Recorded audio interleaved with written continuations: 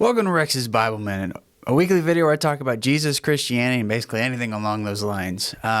We are continuing our Bible study in Ephesians, so if you've watched these any before, you know the deal. So a while back, I started an Instagram account, and most people didn't realize I had one. I've always had one. I technically still have one, but this wasn't like my personal page where I post pictures of my kid and, the things people typically put on social media. This was a dedicated account. It was an experiment of mine. And the experiment was, let's see if I can get a couple thousand followers and, maybe get like some free stuff, promotion stuff. Because that's what people do on social media now. They want followers, they get influence, they get free stuff, get paid, blah, blah, blah. I just experiment. Like I have nothing in it, no investment in it. I thought, why not? And one of the things I'm interested in and always have been is the question, what's in your pockets? So I started an Instagram account basically where I showed what I had in my pockets. There's a whole community of people out there obsessed with this, myself included. And this is called EDC, not Electric Daisy Carnival or whatever. It's everyday carry. What do you have in your pockets? And so I started this account and I started posting stuff about it, and it exploded. I mean, it got huge.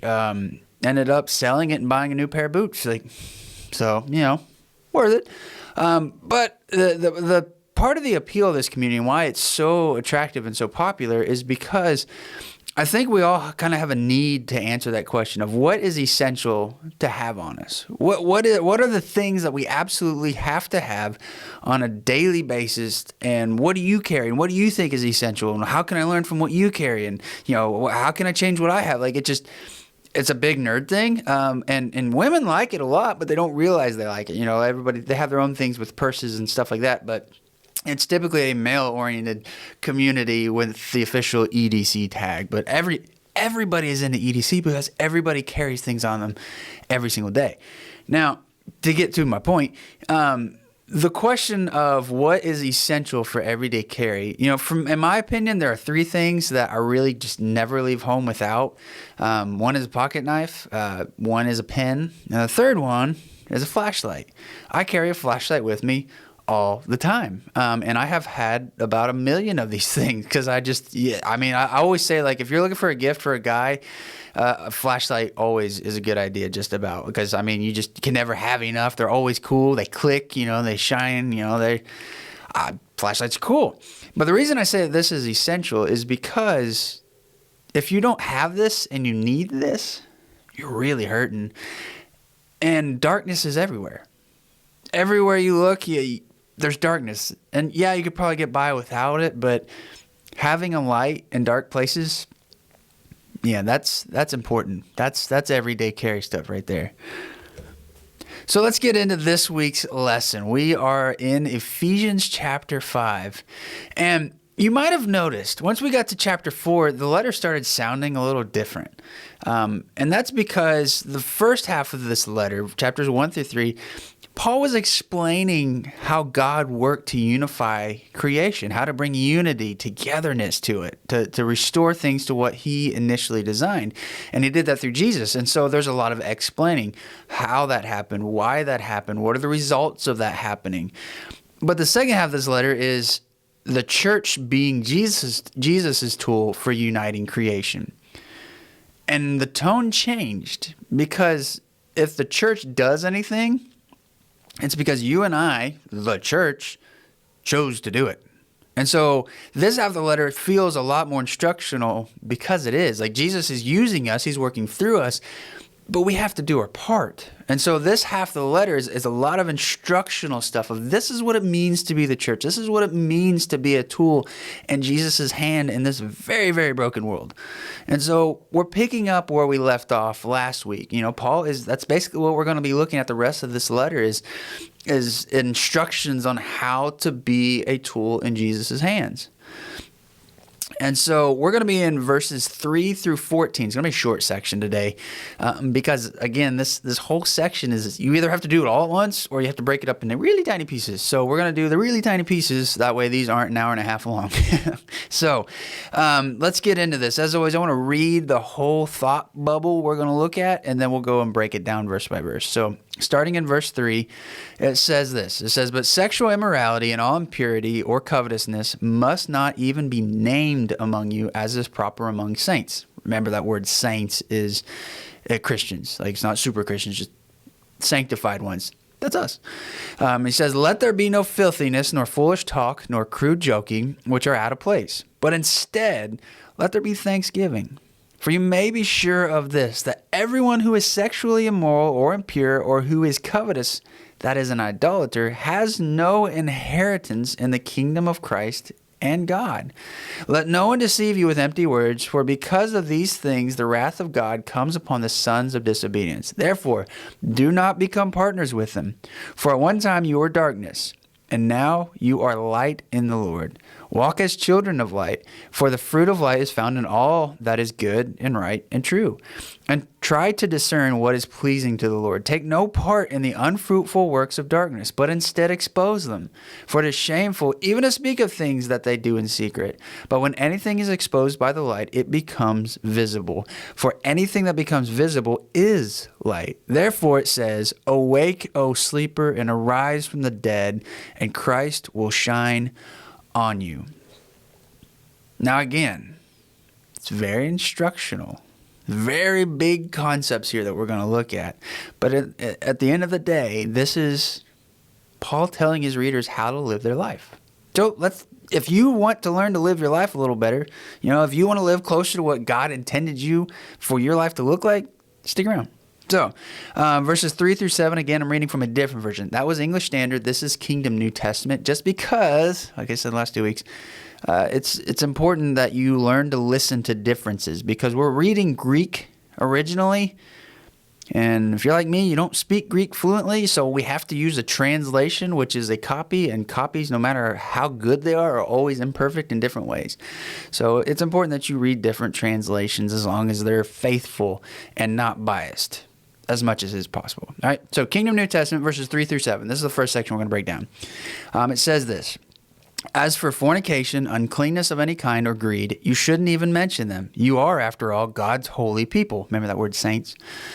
Shameful, stupid, or coarse conversations are quite out of place. Instead, there should be thanksgiving. You know this. You see, no fornicator, nobody who practices uncleanness, no greedy person, in other words, an idolater, has any inheritance in the Messiah's kingdom or in God's.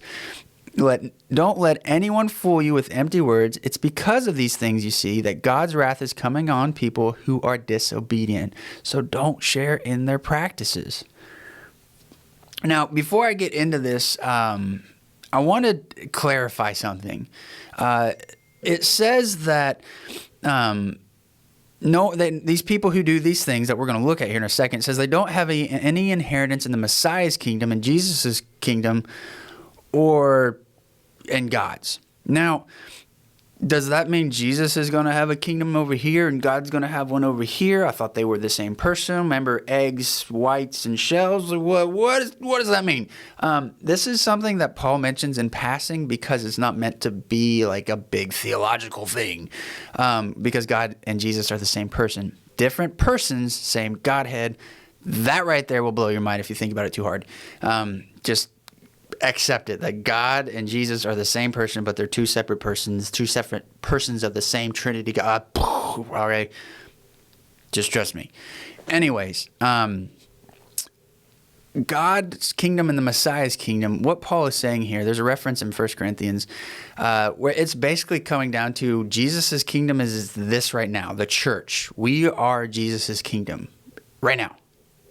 When Jesus comes back and sets things in order, and creation is recreated into something new, the thing that everything is created for. You remember the 3 parts of Eden: God's people, in God's place, in God's presence. When that happens, that's what Paul's referencing as God's kingdom. So this isn't something we need to dwell on. This isn't something you need to dig really deep into, because it's basically just saying right now it's Jesus' kingdom. In other words, this is the age of the church. Eventually there won't be the church because everybody will be part of God's people who exists. Make sense? All right. So, that out of the way, Paul says there are 3 things that we can't participate in. 3 things that we can't even talk about. Like we can't converse about them. We can't make them part of our regular speech, make them part of our regular conversations, part of our regular day-to-day thing. we can't do them. And it's not an exhaustive list. None of these things that Paul talks about are exhaustive because, as we're going to talk about at the end, God is a God of principles, not rules, but you have to have rules to explain principles. But the point is not the rules, it's the principles. And so Paul is just picking 3 things that are relevant to the people in southwest Turkey that he's writing to, right? These are 3 things that they absolutely would deal with. And they're 3 things that pretty much everybody would have to deal with at some point, including you and me 2,000 years later. So the first one is fornication or sexual immorality, depending on what translation you have. The second one is uncleanness or impurity, again, depending on translation. And the third one is greed or covetousness.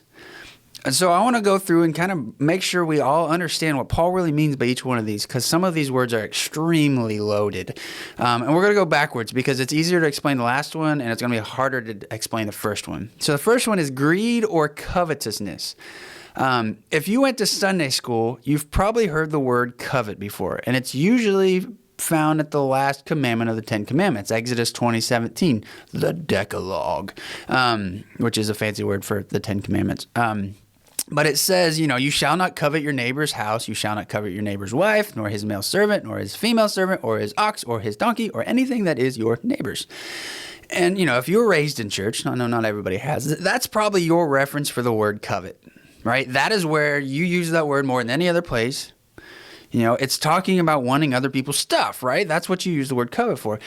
And while by its true definition, covetousness or covet is the right word to use here, in everyday speech, we don't use that word. Like people who use this word are typically Christians and they're typically in Sunday school kind of deal. We don't use covet in our daily talk, but we know what greed is. We see greed everywhere. We see greed on massive scales. We understand greed. Greed is wanting things you don't have and not caring who you hurt to get it. That's greed. I mean, just the other week, I'm a big soccer fan, and I know nobody else where I live is. Like, some of you guys are, but I know I'm weird, but I'm the one making this video, so I get to tell my stories about soccer. But in Europe, European soccer is like the creme de la creme. It's the most valuable soccer leagues in the world. They make the most money. They have the best players, et cetera, et cetera. And the way the entire system is set up in Europe is if your team wins, like you win league, you do well, you go up a division until you get to the very top. And when you get to the top of your nation's league, you are the Premier League. If you place in the top so many spots, you get to go to what's the Champions League, and it's a big tournament that you play against the champions of other leagues, other nations' leagues. And that Champions League is like the single most valuable sporting thing in the world, I'm pretty sure. Like it brings in millions of views and billions of dollars. Like it's incredibly valuable, huge moneymaker for all those associations, and they distribute that money to all these poorer leagues and these poorer divisions. It's a big deal. But just this past week, the biggest, most powerful, most successful, and most influential, I use success lightly there. You soccer fans out there will understand what I mean by that. They have come together and they created a breakaway league. So instead of having a Champions League tournament, they wanted to make a full league. Like if you're in the top spots of your league, well, you get to go to this European Super League, and you don't play in your nation's leagues anymore. You play in this European Super League. And while that concept's kind of cool, it definitely hurts the nations leagues. But what's worse is those founding influential clubs, they made a rule that said, we're never going to be able to lose. Doesn't matter if we place last. The founding clubs would never be allowed to lose. And that removes the whole spirit of it. I mean, think of European soccer like we think of college sports here. Your club has more to do with the location than it does a business. Our professional leagues are businesses. Like if a franchise leaves one city or another, yeah, people will be upset, but it's ultimately a business. Colleges, if the University of Kentucky left Lexington and went to Louisiana, there would be riots in Lexington, right? That's the way European soccer teams are. It's about the town, the community, the people, because that's how they started. The same way our universities were started in individual towns. And the sports just, it's part of the culture, not the point. And for these teams to say, hey, we're going to just turn our backs on all of that for the sake of billions of dollars. It is greed on the absolute highest scale. And I know it's a really long story, but it just goes to show you that greed is nothing new. And it happens on a daily basis. I mean, just look at the ratio of what CEOs have earned in the last 20 years. Even during times of economic crisis, greed is awful. And as Christians, we can have no part of it. None. You cannot be greedy, whether it's you want, somebody else's, I don't know, something small, somebody's bicycle, or you want somebody's wife or somebody's husband, or you want something like billions of dollars. You can't be greedy. You just can't. The second thing, uncleanness or impurity. Now, this one is probably the one that's kind of like most people don't understand. If you've been in the church world, you might understand something about impurity laws in the Jewish world. I don't really think that's what Paul is talking about at all here, because Paul is pretty clear. You don't have to become Jewish to become a Christian. So he's not talking about, the Jewish food laws or clothing laws or the purity laws or Sabbath laws. Like, he's talking about something different. The word here is akatharsia. And again, don't think it's important that you remember that, but know that this Greek word, it means impurity physically or morally. Anybody else a neat freak? I'm absolutely a neat freak. I'm not like crazy about it. Definitely not OCD territory. Like, I don't have to have everything perfect. If you look at my desk right now, it's kind of a mess, and it doesn't bother me. But I like to have things clean and organized because it helps me stay clean and organized. If my environment that I'm working in is organized and put together, it helps me stay focused on the things I want to focus on instead of, just the chaos around me. If my environment's chaotic, my mind tends to be chaotic. So I notice things that I guess the typical person doesn't. That's what people tell me anyways. But I like things to be clean and organized because it helps me stay organized. And, I guess I am a little weird because I even watch YouTube videos about car detailing, right? Like, not to learn how to do it. I've done that. But I watch these videos of people taking extremely dirty, extremely filthy, extremely messy, extremely unorganized cars and restoring them to what they originally were. And it's amazing. These cars that had tobacco stains, food stains, dog hair, and just mud and dirt everywhere. What they're able to do to get those clean, it's very satisfying to watch. You can't help it. That's what Paul is talking about. That as Christians, there is a state of being that we are supposed to be in. We're supposed to be clean. We're supposed to be pure. The things that we allow into our minds and into our hearts, there is a standard there. And if you're walking apart from Christ, or you're living in the world and you're embracing the things of the world, those things will cause you to be dirty. Those things will cause you to be messy, to be misorganized, not the way that you're supposed to be. A car doesn't look any better than the day it leaves the showroom. From that point on, there are scratches, there are dents, there's dirt. But when it's in the showroom, it's clean, it's perfect, it's what it's supposed to be. That's what Paul's talking about for us, that we are supposed to be in that state that God wants us to be in. And anything that dirties us up, that scratches us, that makes us not be that, can't be involved in it. Can't have it. Can't allow it. Does that mean you probably shouldn't be watching that TV show or that movie or listen to that podcast? Probably.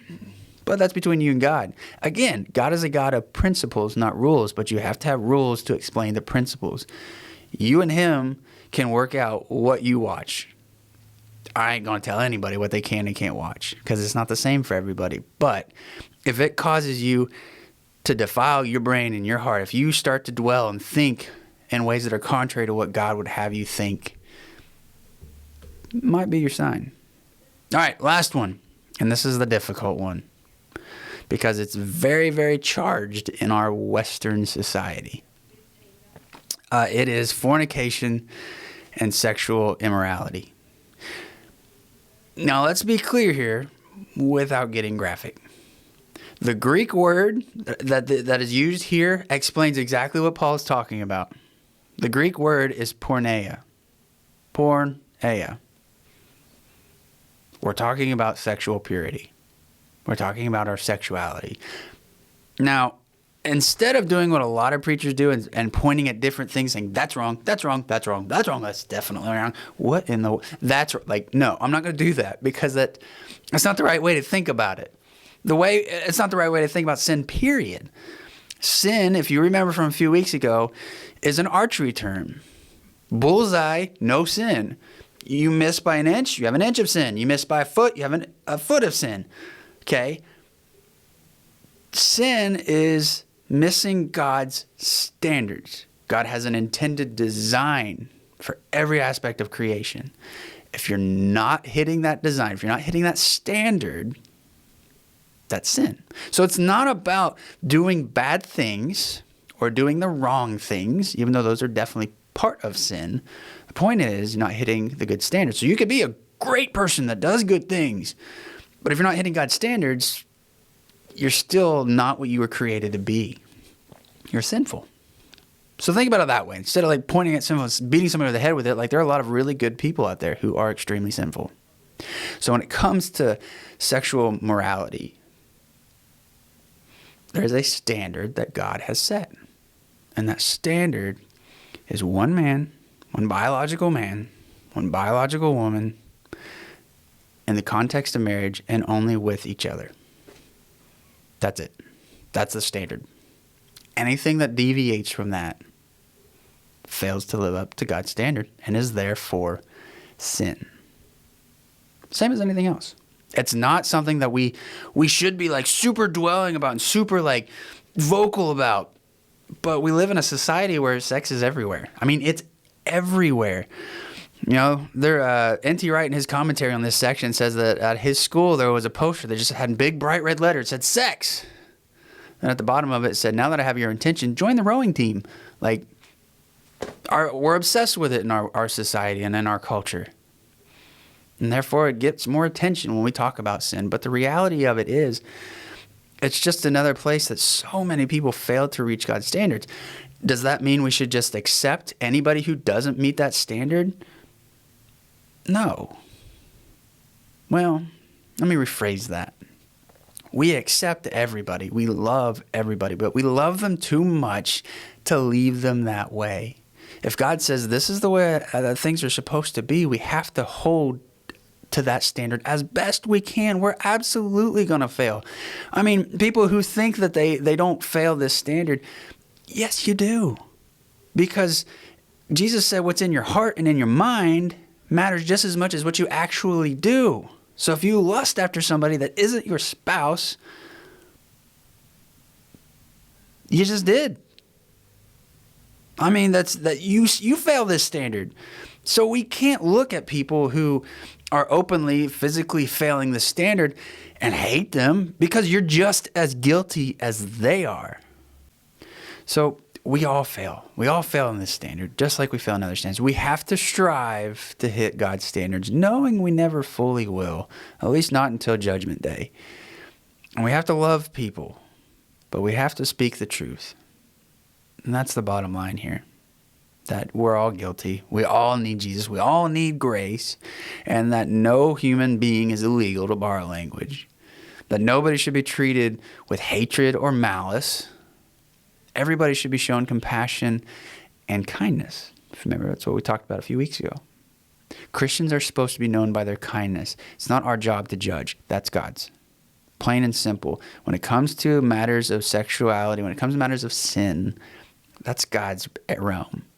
We have to hold each other accountable. We can't allow open sin within our community, because Jesus says that's no, can't do that. But when it comes to outsiders, we have to show kindness. That's the bottom line here. We can't, like somebody walks in and they're openly gay to our church, we can't show them any more meanness or hatred. We can't show them that at all. We have to show kindness to them, with the hope that, hey, they'll realize God's standards and they'll come to have a relationship with Jesus. And then those standards they'll realize and change. Okay? So all that to say, these are 3 things that we can't have in our life. Plain and simple. And then Paul goes on and he says in verse 5 something very, very, very terrifying. Like this is very scary stuff. He says, you should know this, you see. No fornicator, nobody who practices uncleanness, no greedy person, in other words, an idolater, has any inheritance in the Messiah's kingdom or in God's. That should terrify every one of us because we're all guilty of it. I mean, the underlying principle of all three of these things is idolatry. I mean, he says, and specifically that no greedy person, in other words, an idolater, somebody who's idolizing stuff. But really, all three of these things are a form of idol worship. And it's the worship of yourself, of feeling good. You know, we all want to feel good. We want to be happy, right? And all three of these things are an attempt to feel happy, almost always at the expense of other people. You got to remember the overarching theme here is the church being the uniting factor in creation in the hands of Jesus. We are Jesus' tool for unity in this world. And these three things do the opposite. They sow division in the world like nothing else. I mean, think of how many people who have suffered because of greed. How many people have died because of greed? Think of how many children and women and men have been abused because of lust and fornication and sexual immorality. How many people have been enslaved because of it? Think how many families have been destroyed, relationships ruined, lives lost because of these three things. We are supposed to be Jesus' tools for uniting this very, very broken world. These three things can't be a part of our lives. Bottom line. If you want to be a tool in Jesus' hands, you absolutely 100% have to try to remove these things from your life. Bottom line. So let's continue on. Let's get to the last part of today's section, verses 8 through 14. It says this. It says, after all, at one time you were darkness, but now in the Lord you are light. So behave as children of light. Light has its fruit, doesn't it? And everything that's good and just and true. Think through what's going to be pleasing to the Lord. Work it out. So don't get involved in the works of darkness, which are all come to nothing. Instead, expose them. Things they do in secret, you see, are shameful to even talk about. But everything becomes visible when it's exposed to the light. Since everything that is visible is light, that's why it says, wake up, you sleeper, rise from the dead. The Messiah will shine upon you. A thing is a thing because it does the thing a thing does. Let me say that again. A thing is a thing because it does the thing a thing does. Now you might be like, that's saying nothing. In a sense, you're right. Like I'm saying a thing is a thing because it's a thing. Yeah, it's saying nothing, but it's also saying everything. For example, a cup is a cup because it does the things a cup does. A cup holds stuff. Typically liquid, but sometimes Cheerios. You know, cups hold stuff. And you hold the cup. And you eat from the cup or drink from the cup. That's what a cup does. A cup is a cup because it does the things a cup does. Paul says, you are light. Therefore, do the things that light does. He doesn't say you're like light. He says you are light. So be light. And what does light do? What drives away darkness, doesn't it? Right?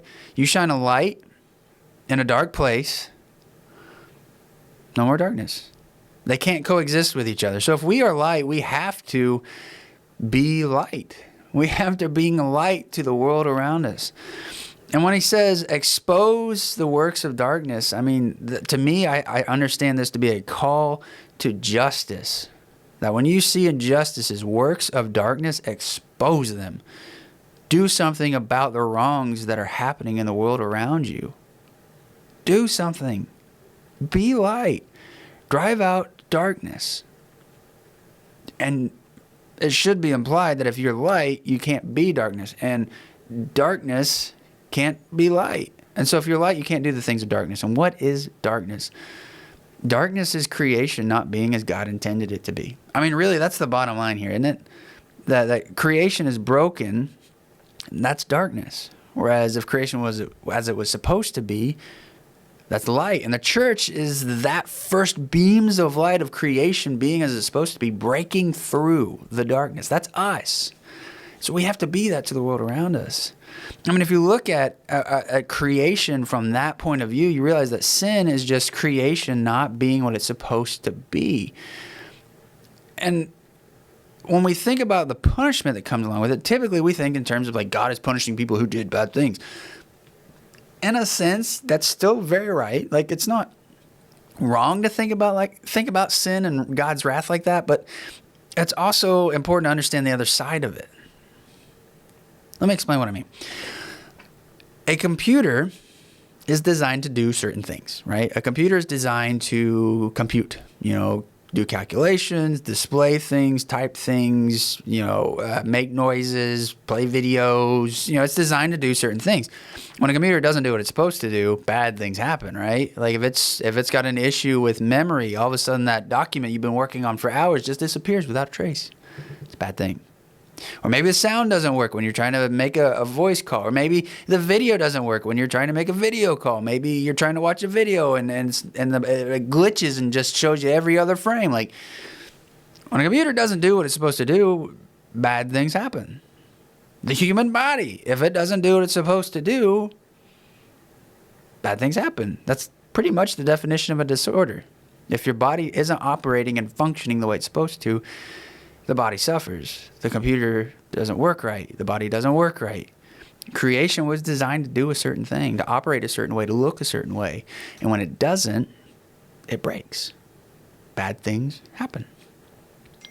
Creation is sin in creation. Like it's not that God is just, waiting to smite all the people who don't live up to his standards. It's that he created it to operate a certain way. And if it doesn't operate correctly, and therefore bad things happen. There's not supposed to be darkness. There's supposed to be light. So be light. And Paul finishes this section with a quote that we have absolutely no idea where it comes from. We think it's probably one of the earliest Christian songs out there. So if you like some elevation worship and some Hillsong, they trace their roots all the way back to this quote of, "Wake up, you sleeper, rise up from the dead, the Messiah will shine upon you." Because in the end, that's really the point, isn't it? That if Christ shines on us, we're supposed to be mirrors. Getting back to the 10 Commandments, don't use the Lord's name in vain. I love a take on that I heard a long time ago by Max Lucado, where he says, yes, don't use God's name improperly, but really it's more like our actions are using God's name. We are mirrors of God because as Christians, we're little Christ. That's literally what that word means. And so our actions and how we live our lives, that's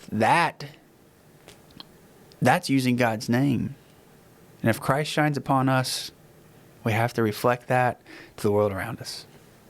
I hope this week was helpful to you. I hope you understood and got a little bit deeper in your faith, and hopefully will help you shine your light into the world around you a little bit better. As always,